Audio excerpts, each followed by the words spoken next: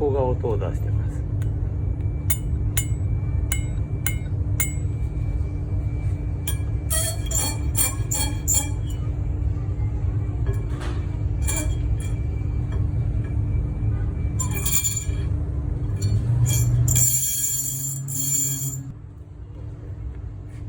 もうパッドがほとんどない状態なので交換です。去年の12月に認証工場で車検をやってます。でリアのブレーキパッドがほぼない状態。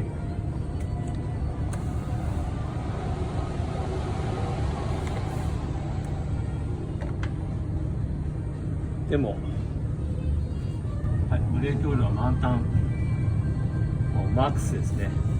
マックス超えてますね。いっぱいに入ってます。ということはブレーキパッドがないということを分かってたまま、車検整備良好という形で終わらせていたということですね。